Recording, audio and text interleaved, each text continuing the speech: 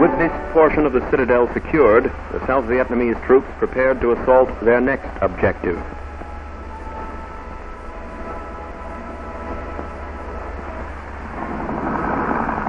The enemy, forced from their positions outside the city by elements of the 3rd Regiment, blew up a portion of the Paul Doumer Bridge to cut off logistical support for the advancing South Vietnamese army.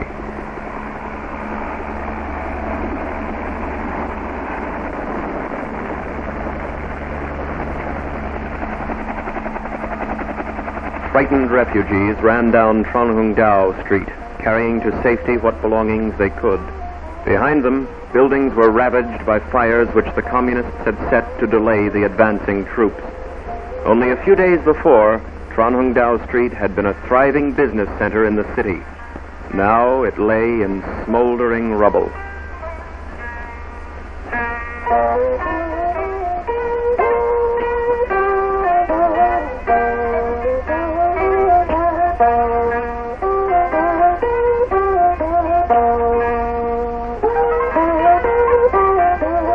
Human anguish and suffering were the only gifts from the communists to the people of Hue on the day of the Tet Lunar New Year.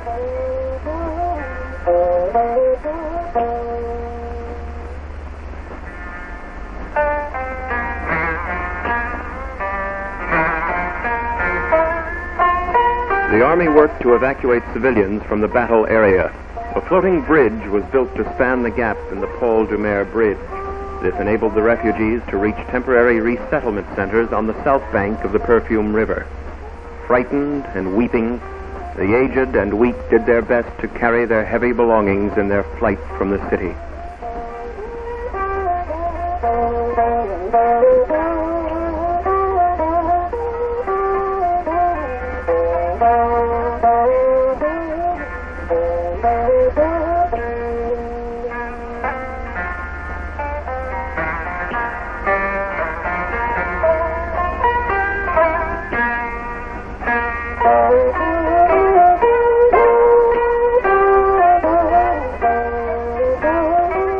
Hundreds of innocent victims of the communist attack had to be buried in hurriedly dug graves near the main emergency refugee center.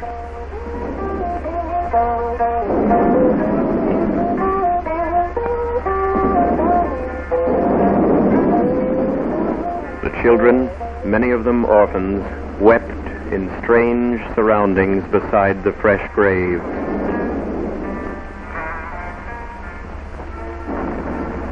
With civilian evacuation completed, clearing operations began immediately. Artillery fire was brought on Truong Tien Street to halt possible enemy infiltration there.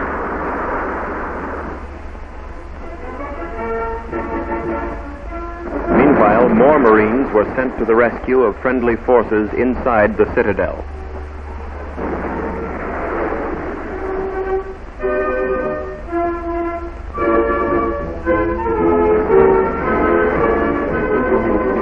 A convoy of landing craft brought troops across the Perfume River.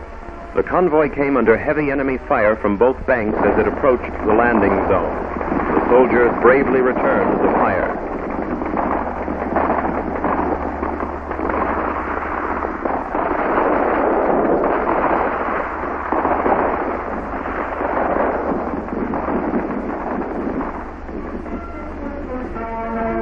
The convoy reached Bao Vinh with few casualties.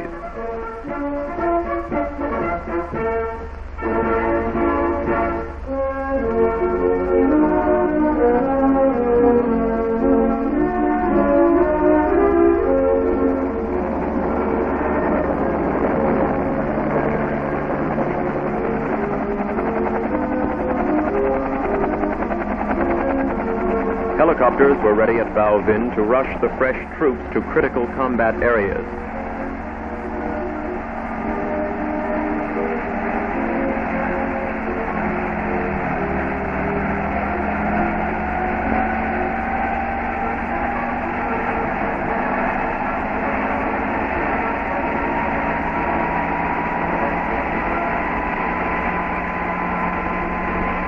"15 miles south of the city, some 16,000 refugees had fled to the Phu Bai district.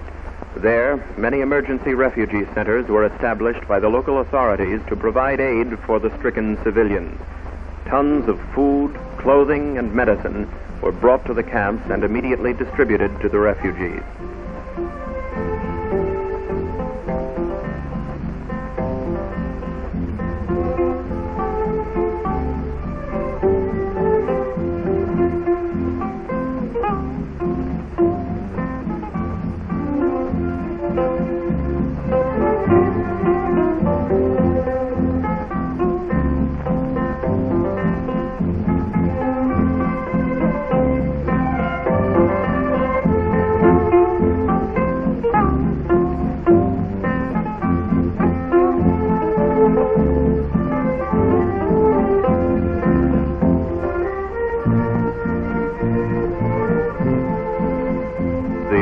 And young alike deeply appreciated the assistance provided during their time of need.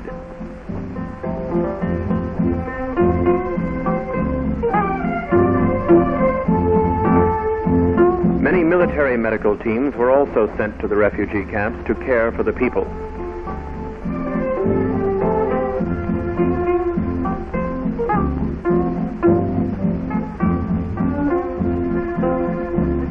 The ancient city of Hue had been the scene of many conflicts during past centuries, but never before had it suffered such widespread destruction. The thousands of dead, the orphaned, the homeless, and the terrible destruction in the city stand as mute evidence of the violence Communist North Vietnam and the Viet Cong brought to the people of South Vietnam on their most sacred day.